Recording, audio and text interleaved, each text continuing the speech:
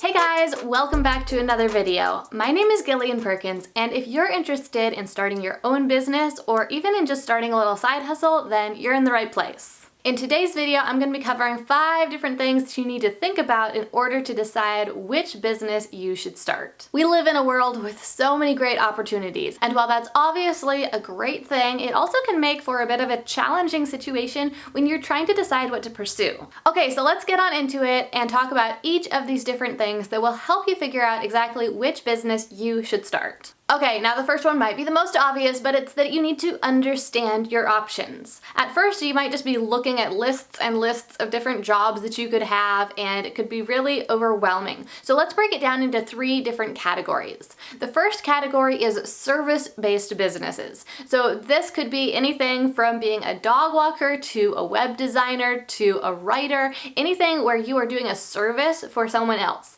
And these service businesses can be either online or offline.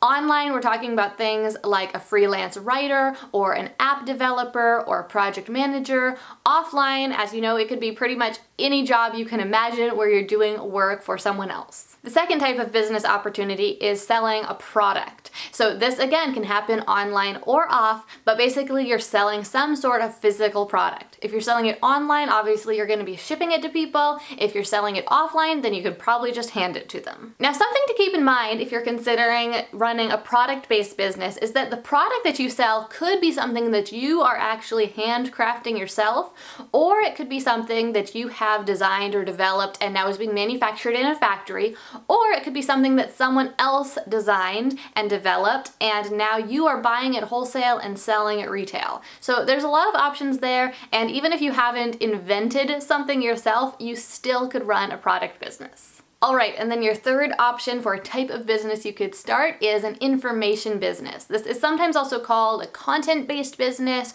or an education company. But basically this type of business is selling information, words on a page, videos, things like that. So in the physical world, this could be books or CDs. In the digital world, it could be PDFs, it could be a video-based course, it could be an ebook. There really is no limit as to the options here, and one of the great things about this type of business is that it has really low overhead, which means it doesn't cost very much to run because each unit of product that you sell doesn't cost you any more than it took you to create the initial product itself. Okay, so just to say that a different way, when you first make the product, it might cost you some money. You might need to hire some people to help you. You certainly have to spend your time developing the product, but once you make the product, you can sell it over and over and over again, and it won't cost you any more time or money for each additional product that you sell to each new customer.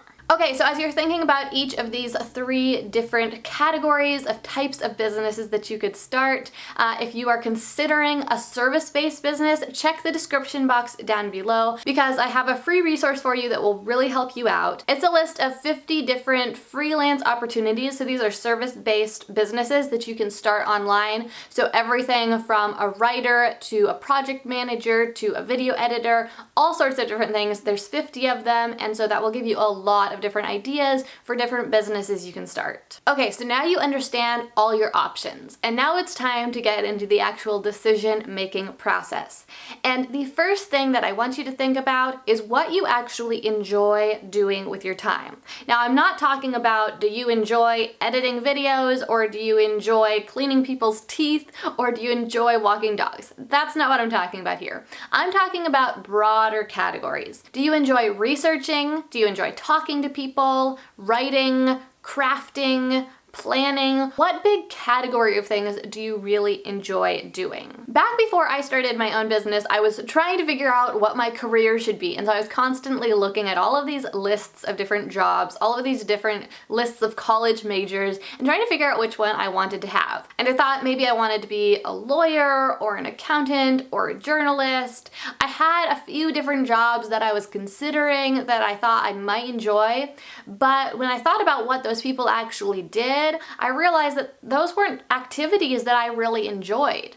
And the activities that I did really enjoy was connecting with people, teaching, and creating content of all different sorts. Writing blog posts, writing books, creating videos. And once I realized that those were really the ways that I enjoyed spending my time, it became relatively easy for me to figure out how to design a business that allowed me to do all of those things and get paid for them.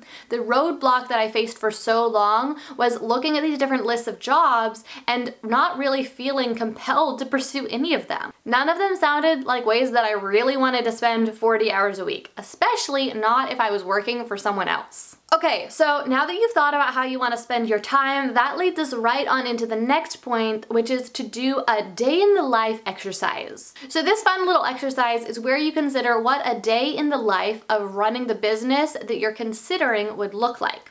So let's say that you are considering being a freelance writer. So this is the time for you to use your creative imagination to think, what would a day in the life of a freelance writer actually look like? What time would I need to wake up? What activities would I spend my time on?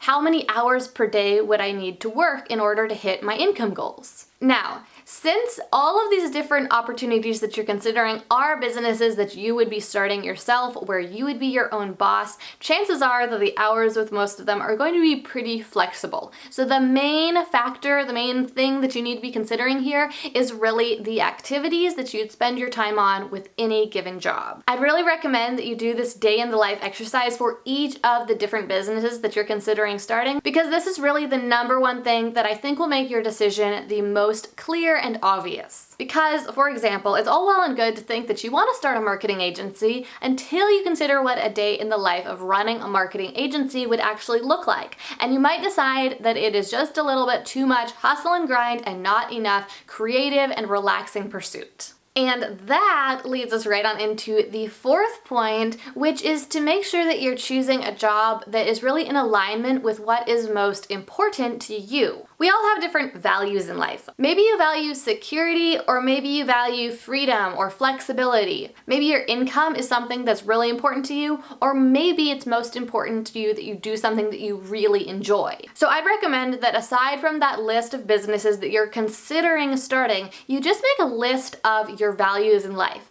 And how this will probably look is you'll make a list of a lot of values that are just a lot of good things, and then you will focus in on which of those are actually the most important to you. So you'll cross off the ones that don't actually matter that much, you'll circle the ones that are really your top priorities. Once you get to the point where you have somewhere between about 1 and 6 top priorities or values in your life, then it's time to apply that to the list of businesses that you're considering starting and see which one of those businesses matches up with the most of your values in life. So going back to my earlier example, if one of the jobs on your list is to start a marketing agency, but you see that on your list some of your values are relaxation and flexibility and low stress, then you might think, starting a marketing agency might not be the right fit for me, unless I'm starting some sort of alternative marketing agency. All right, and then my fifth and final suggestion for how to decide what business to start is to interview people who actually do those jobs that you're considering creating for yourself. So if you're considering being a video editor, then go out there, make some connections with some video editors, and ask them if you could buy them coffee and ask them a few questions about what they do. You might think that this step is going to be really hard, but honestly, it's only going to be as hard as you make it. It can be fun and easy to network, meet new people, and you're doing a positive thing at the same time. Not only are you getting the answers to the questions, those answers that you need, but you're also making these connections in the process, which can help you build your network and get your business off the ground once you decide exactly which business to start. Alright, well those are my 5 suggestions for how to decide exactly which business to start. I recommend that you actually do each and every single one of them in the order that I shared them with you. Don't just watch this video and then think, I still don't know what business to start. You actually have to do the work in order to get the answers that you're looking for. Okay, well there's your teeny tiny dose of tough love for the day. So now I wanted to let you know about one more thing before you go, and that is once you decide exactly which business you want to start, I would love to invite you to join us inside Startup Society. If you haven't heard of Startup Society before, it is an online membership community for action-taking entrepreneurs. As a member, every single month you'll be challenged to take action and grow your business. We'll give you specific instruction on what to do and exactly how to do it. And and then we'll keep you accountable to make sure you actually get it done by the end of the month. If you've ever been interested in working with me directly, then Startup Society is the perfect way to get started. Not only do you get all of the monthly trainings, but you also get direct access to me inside our private membership community. Startup Society is only open to new members a couple times each year, so make sure you don't miss the next enrollment window. There's a link down below where you can sign up for the waitlist so that you get notified as soon as the doors do open, or if you happen to click that link when we are accepting new members, then the link will direct you to the page where you can actually join. Alright, well that is everything for today's video. If you didn't already, make sure you grab that list of 50 service business ideas that is free with the link down below. Thank you so much for joining me for today's video. If you enjoyed it or found it helpful, please click that thumbs up button to let me know, and to let me know that you want to see more videos like this in the future. And finally, of course, if you haven't already subscribed, please click that red button down below so that you can join us for the next video. I make 2 videos every single week all about entrepreneurship, success, and personal development, and I would love to have you join us for the next one. Thanks so much for watching. My name is Gillian Perkins, and I hope you're having an amazing week.